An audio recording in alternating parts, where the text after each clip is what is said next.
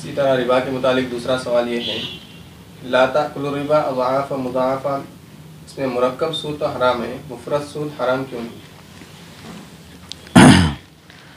सवाल का खुलासा ये है कि कुरान मजीद में अल्लाह रब्बुल इज़्ज़त ने इरशाद फरमाया, या अय्युहल्लज़ीना आमनू ला ताकुलु रिबा अज़आफ़ मुज़ाअफ़ा, ऐ ईमान वालों रिबा ना खाओ, सूद ना खाओ, दुगना डबल डबल करके।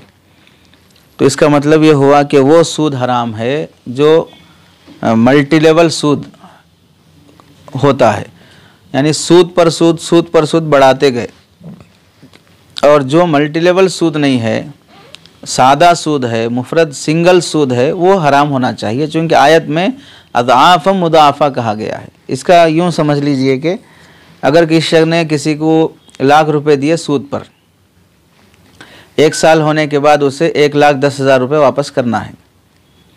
अगर वो साल होने के बाद वो शख्स वो 10,000 रुपये 1,10,000 अदा नहीं किया, तो दूसरे साल उसको वो 1,10,000 के बजाय 2,20,000 अदा करना पड़ेगा। डबल हो जाएगा, यानी असल भी डबल हो गया और सूद भी डबल हो गया। या नहीं तो दूसरी शक्ल ये होगी कि सूद पर सूद अदा किया जाएगा, का मतलब होगा कि 1,00,000 रुपए के बदले में 1,10,000 देना था। अब दूसरा साल जब आ गया तो अब 1,10,000 के बदले में 1,00,000 के बदले में सूद नहीं होगा, 1,10,000 के बदले में सूद होगा। पहले 1,00,000 के बदले में 10,000 रुपये सूद था, अब 1,10,000 के बदले में सूद होगा, यानी 1,10,000 जो सूद के थे वो भी असल माने जाएंगे, अब उस पर भी सूद लिया जाएगा, तो डबल सूद हो गया, यानी सूद पर भी सूद लिया जा रहा है। तो ये सूद शरीयत में हराम किया गया है और सिंगल सूद शरीयत में हराम नहीं है। तो जवाब इसका है कि जाहिर सी बात है, सूद चाहे सिंगल हो, सूद चाहे डबल हो, मल्टी लेवल सूद हो या सिंगल सूद हो, बाहर सूरत दोनों हराम है। इस वजह के हराम होने की वजह और हराम होने की जो कबाहत डबल और मल्टी लेवल सूद में पाई जाती है, वही सिंगल सूद में भी पाई जाती है। यानी सूद की जो कबाहतें हैं, सूद से जो समाज पर बुरे असरात पड़ते हैं, वो डबल सूद में भी पड़ते हैं और सिंगल सूद में भी पड़ते हैं। यानी इसे यूँ समझ लीजिए कि सूद का 1 दिरहम खाने पर अल्लाह के नबी अलैहिस्सलाम ने फरमाया कि 36 मरतबा ज़िना करने के बराबर है। तो 1 दिरहम सूद पर है, तो 1 दिरहम के बजाय 2 दिरहम सूद खाएंगे तो 36 मरतबा ज़िना करने के बराबर है, और सिंगल अगर यानी 1 दिरहम सूद खाएंगे तो 36 का आधा कर लेके उसके बराबर गुनाह होगा। ऐसा तो नहीं है, सिंगल सूद हो तो भी 36 मरतबा गुनाह खाने के बराबर होगा।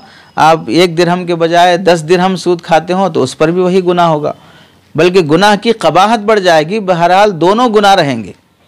और दूसरी बात यह है कि कुरान मजीद में अल्लाह रब्बुल इज़्ज़त किसी हुक्म की, किसी बुराई की कबाहत को बयान करने के लिए या उसकी कबाहत को बढ़ाने के लिए ये अंदाज़ अपनाते हैं कि उसमें कोई ऐसा जुज़्व बढ़ा देते हैं या ऐसी शर्त इत्तेफाकी बढ़ा देते हैं जिसकी वजह से वो बहुत कबीह हो जाए, उसकी कबाहत में शिद्दत आ जाए। जैसे मिसाल के तौर पर कुरान मजीद में अल्लाह रब्बुल इज़्ज़त ने एक मौके से हुक्म फरमाया, ला तक़्तुलू औलादकुम खशियत इमलाक़, अपने बच्चों को कत्ल ना करो फ़क्र फ़ाक़े के डर से। तो यहाँ पर बच्चों के कत्ल ना करने का हुक्म दिया गया है फ़क्र फ़ाक़े के डर से।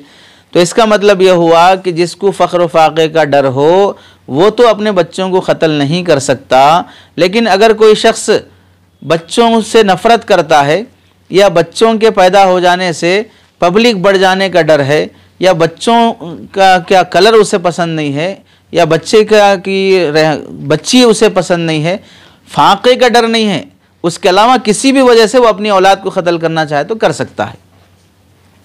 जाहिर सी बात है, ये तो नादानी वाली बात है। उस ज़माने में लोग फ़ख्र व फ़ाक़े के डर से बच्चों को कत्ल करते थे, इस वास्ते वो इत्तेफ़ाक़न कहा गया कि फ़ाक़े के डर से बच्चों को कत्ल ना करो, वरना तो बच्चों को किसी भी वजह से कत्ल नहीं करना है। ये तो कोई बात नहीं हुई कि भाई कोई बच्चा, कोई शख्स अपने बच्चों को कत्ल कर रहा है फ़ाक़े के डर से, वो तो जुर्म है। लेकिन कोई शख्स बच्चे को कत्ल कर रहा है किसी दूसरी वजह से, वो जुर्म नहीं होगा, चूँकि कुरान में खशियत इमलाक की क़ैद आई है, इस वास्ते उसी सूरत में कत्ल करेगा तो जुर्म होगा, दूसरी सूरत में कत्ल करेगा तो जुर्म नहीं होगा। चूँकि जैसे यहाँ पर ला ताकुलु रिबा अज़ाफ़ मुज़ाफ़ा कहा गया, डबल सूद नहीं खाना है, मल्टी लेवल सूद नहीं खाना है, इस वास्ते ये गुनाह है, बाकी वो सिंगल खाता है तो वो गुनाह नहीं है।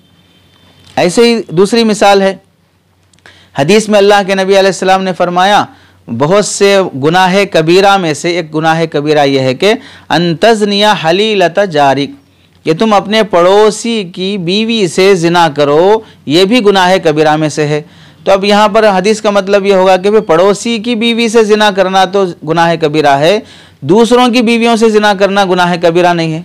क्योंकि हदीस में हलीलता जारिक आया है, पड़ोसी की बीवी से ही आया है, वो तो जिना शुमार होगा। दूसरे अगर कॉलेज में या सड़क पर या बस में या कहीं पर भी जिना हो रहा हो, चूँकि वो हमारे पड़ोसी नहीं है, इस वास्ते वो जिना हलाल होगा। ऐसी तो कोई बात, ऐसा कोई नादान भी नहीं समझता। यहाँ हलीलता जारिक की क़ैद इस वास्ते आई है कि भाई पड़ोसी तो एतमाद करता है कि मैं ये पड़ोसी होने का हक़ ये है कि वो हमारे माल की हिफाजत करे, हमारी इज़्ज़त की हिफाजत करे, ये पड़ोसी का हक़ है। जो पड़ोसी पड़ोस को भूखा रख कर सो जाए वो कामिल ईमान वाला नहीं हो सकता। क्या वो पड़ोसी भूखे पड़ोसी को खाना देना तो दूर की बात, उसकी इज़्ज़त लूटने पर तैयार हो जाए, वो पड़ोसी कहलाने के काबिल हो सकता है? तो पड़ोसी की क़ैद वो इत्तेफाकी है, क़बाहत की शिद्दत को बयान करना है। इस बात के लिए नहीं है कि पड़ोसी की बीवी से तो ज़िना हराम है, दूसरों की बीवियों से ज़िना हलाल है। ऐसे ही तीसरी बात यह है कि अल्लाह रब्बुल इज़्ज़त ला ताकुलु रिबा अज़आफ़ मुज़ाफ़ा की जो क़ैद लाए हैं वो फ़ितरी उसूल और फ़ितरी नहज की रियायत करते हुए लाए हैं। इंसान की फ़ितरत भी यह है कि किसी बात की क़बाहत को बयान करने के लिए वैसी शर्तें इत्तेफाकी ला देता। जैसे मिसाल के तौर पर हम भी किसी बच्चे को मस्जिद में अगर वो शरारत कर रहा हो या ज़ोर से बातें कर रहा हो या झूठ बोल रहा हो, तो उस बच्चे को क्या बोलते हैं? मस्जिद में शरारत नहीं करना, मस्जिद में झूठ नहीं बोलना, मस्जिद में बदतमीज़ी नहीं करना। तो इसका मतलब ये हुआ कि मस्जिद में झूठ नहीं बोलना, मस्जिद के बाहर झूठ बोलना, मस्जिद में ज़ोर से बात नहीं करना, मस्जिद के बाहर चिल्ला के बात कर सकते, मस्जिद में शरारत नहीं करना, मस्जिद के बाहर शरारत कर सकते। ऐसा तो कोई मतलब नहीं होता। झूठ तो मस्जिद में भी हराम है, मस्जिद के बाहर भी हराम है, तो फिर मस्जिद में झूठ नहीं बोलना क्यों बोले? इस वास्ते बोले कि झूठ की क़बाहत बढ़ जाती है अब, क्योंकि झूठ तो सब जगह हराम है लेकिन मस्जिद में तो और हराम हो जाएगा, ये बोलना मकसद है। ऐसे ही सूद तो सब किसी भी सूरत में हराम है, लेकिन अगर वो मल्टी लेवल सूद खा रहा हो तो वह और हराम हो जाएगा, ये समझाना मकसूद है। तो ये फितरी बात है कि अगर कोई शख्स यूँ कहे कि भाई, जैसे दूसरी मिसाल, किसी बदतमीज़ बच्चे से अगर ये कहे कि अपने माँ को जवाब नहीं देना, तो इसका मतलब हुआ कि माँ को जवाब नहीं देना, बाप को जवाब दे सकते। ऐसा तो नहीं होगा कि माँ के साथ वो चूँकि मुशफ़िक़ है, उसकी एहसानात ज़्यादा हैं, तो उसके साथ बदतमीज़ी नहीं करना, तो बाप के साथ तो बदरजा औला नहीं करना, चूँकि माँ को भी हुक्म है अपने शोहर का इकराम का, एहतराम का, तो औलाद को तो बदरजा औला होगा। तो ऐसा तो मतलब कोई भी नहीं लेता कि भाई माँ के साथ बदतमीज़ी नहीं करना बोले आप, तो मतलब हुआ बाप के साथ कर सकते। ऐसे ही एक मिसाल के कोई शख्स ये बोला कि भाई बड़ी बहन को के ऊपर हाथ नहीं उठाना, तो इसका मतलब बड़ी बहन के ऊपर हाथ नहीं उठाना, बड़े भाई के ऊपर हाथ उठा सकते, यानी तो छोटी बहन के ऊपर हाथ उठा सकते, क्योंकि आप बड़ी बहन बोले ना, सिर्फ ऐसा मतलब नहीं लेते। बड़े होने की निस्बत से और बहन होने की निस्बत से तुम यहाँ ज़रूरी है कि हाथ ना उठाओ, वैसे तो हाथ ना उठाना सब जगह ज़रूरी है कि जो तुम्हारे रिश्तेदार हैं बिला वजह के, और ख़ास तौर से जबकि वो बड़े हों, उनके साथ बदतमीज़ी नहीं होना, ये असल मकसूद होता है। ऐसे ही अल्लाह रब्बुल इज़्ज़त ने यहाँ पर ला ताकुलु रिबा अज़ाफ़ मुज़ाफ़ा में जो फरमाया, वो सूद की हुर्मत में जो शिद्दत आती है या क़बाहत में जो शिद्दत आती है उसको बयान करने के लिए, और उस ज़माने में जो सूद चलता था, ज़माने जाहिलियत में मल्टी लेवल सूद चल रहा था, उसकी क़बाहत को बयान करने के लिए फ़रमाया कि दुगना तिगना करके सूद ना खाओ, वरना तो दूसरी आयतों में और हदीसों में मुतलक सूद को भी अल्लाह रब्बुल इज़्ज़त ने हराम किया है।